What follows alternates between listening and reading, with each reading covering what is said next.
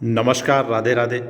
मैं सच्चिदानंद सिंह कुशवाहा आप सभी को सट तिला एकादशी की बहुत बहुत बधाई एवं हार्दिक शुभकामनाएं। माघ मास कृष्ण पक्ष की सट तिला एकादशी मान्यता है। इस व्रत के करने से मनुष्य के समस्त पापों का क्षय हो जाता है।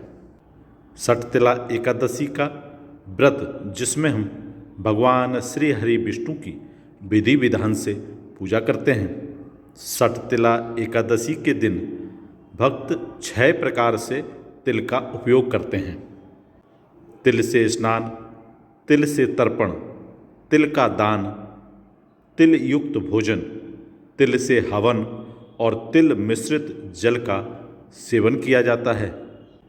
यह व्रत भगवान श्री हरि विष्णु को प्रसन्न करने के लिए है और इसके करने से व्यक्ति को मोक्ष की प्राप्ति होती है। सट तिला एकादशी भगवान श्री हरि विष्णु की प्रिय एकादशी तिथियों में से एक मानी जाती है। इसका व्रत रखने से सभी मनोकामनाएं पूर्ण होती हैं और घर में सुख समृद्धि आती है। इस व्रत को करने से दरिद्रता और दुखों से मुक्ति मिलती है। यहाँ तक कि अगर आप व्रत नहीं कर सकते तो सिर्फ कथा सुनने से भी वाजपेय यज्ञ के बराबर पुण्य मिलता है। सट तिला एकादशी का व्रत 2 प्रकार से रखा जाता है, निर्जल व्रत और फलाहारी या जलीय व्रत। निर्जल व्रत पूर्ण रूप से स्वस्थ व्यक्ति को ही रखना चाहिए। सामान्य लोगों को फलाहारी या जलीय उपवास रखना चाहिए। इस व्रत में तिल स्नान, तिल युक्त उपटन लगाना चाहिए। तिल युक्त जल और तिल युक्त आहार का ग्रहण करना चाहिए। सट तिला एकादशी में तिल का अत्यधिक महत्व माना जाता है। पद्म पुराण के अनुसार सट तिला एकादशी पर भगवान श्री हरि विष्णु की पूजा और तिल का भोग महत्वपूर्ण है। इस दिन तिल दान करने से पापों से मुक्ति मिलती है। सट तिला एकादशी का व्रत रखकर तिलों से स्नान, दान, तर्पण और पूजन किया जाता है। मान्यता है कि जितने तिल दान करेंगे उतने ही पापों से मुक्ति मिलेगी। इस प्रकार माघ मास कृष्ण पक्ष की यह सट तिला एकादशी समस्त मनोकामनाओं की पूर्ति करती है और व्यक्ति के समस्त पापों को भी नष्ट करने में सक्षम है। श्रीमद् भगवत गीता में भगवान श्री कृष्ण ने कहा है कि यज्ञ, दान और तपरूप कर्म किसी भी स्थिति में त्यागने योग्य नहीं है, अपितु कर्तव्य रूप में इन्हें अवश्य करना चाहिए। शास्त्रों में तप के अंतर्गत व्रतों की महिमा बताई गई है। सामान्यतः व्रतों में सर्वोपरि एकादशी व्रत कहा गया है। जैसे नदियों में गंगा, प्रकाशक तत्वों में सूर्य, देवताओं में भगवान श्री हरि विष्णु की प्रधानता है, वैसे ही व्रतों में एकादशी व्रत की प्रधानता है।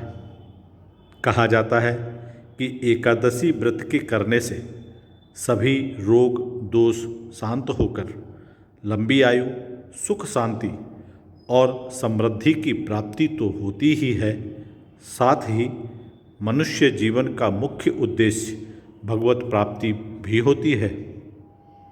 संसार में जीव की स्वाभाविक प्रवृत्ति भोगों की ओर रहती है, परंतु भगवत सन्निधि के लिए भोगों से वैराग्य होना ही चाहिए। संसार के सब कार्यों को करते हुए भी कम से कम पक्ष में एक बार हम अपने संपूर्ण भोगों से विरत होकर स्व में स्थित हो सकें और उन क्षणों में हम अपनी सात्विक वृत्तियों से भगवत चिंतन में संलग्न हो जाएं। इसी के लिए एकादशी व्रत का विधान है। आइए अब हम सब भगवान श्री हरि विष्णु के चरणों में अपना ध्यान लगाकर माघ मास कृष्ण पक्ष की सटतिला एकादशी की पौराणिक कथा और इसके महात्म का श्रवण करते हैं।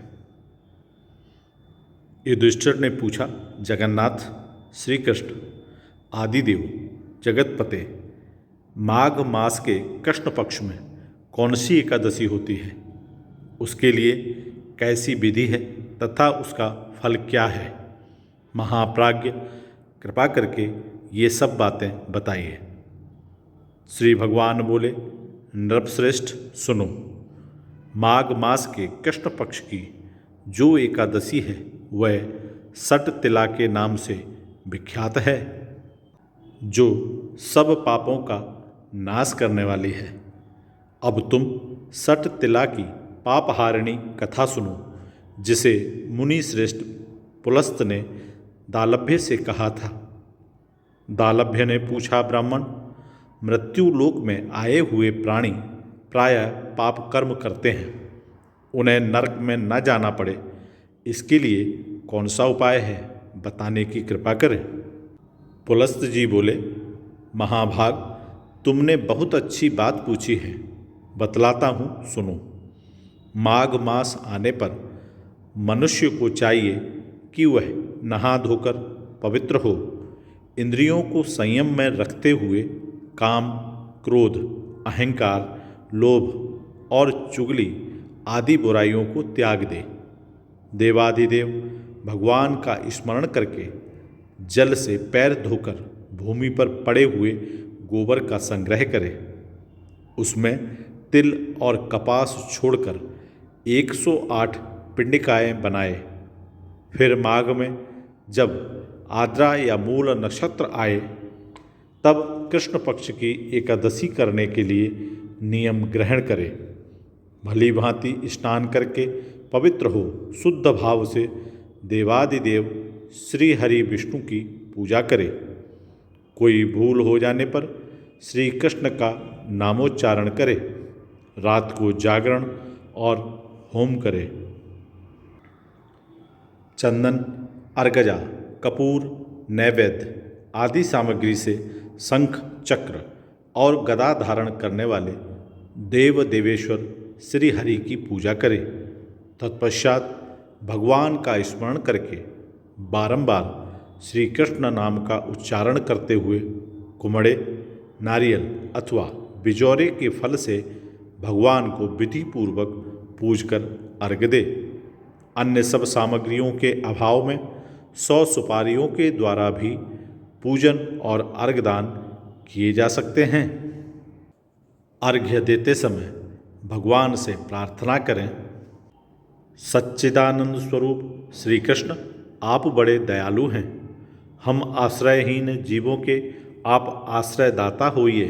पुरुषोत्तम, हम संसार समुद्र में डूब रहे हैं, आप हम पर प्रसन्न होइए। कमल नयन, आपको नमस्कार है। विश्वभावन, आपको नमस्कार है। सुब्राण्य महापुरुष, सबके पूर्वज, आपको नमस्कार है। जगतपते, आप लक्ष्मी जी के साथ मेरा दिया हुआ अर्घ्य स्वीकार करें। तत्पश्चात ब्राह्मण की पूजा करें, उसे जल का घड़ा दान करें, साथ ही छाता, जूता और वस्त्र भी दें। दान करते समय ऐसा कहें, इस दान के द्वारा भगवान श्री कृष्ण मुझ पर प्रसन्न हों।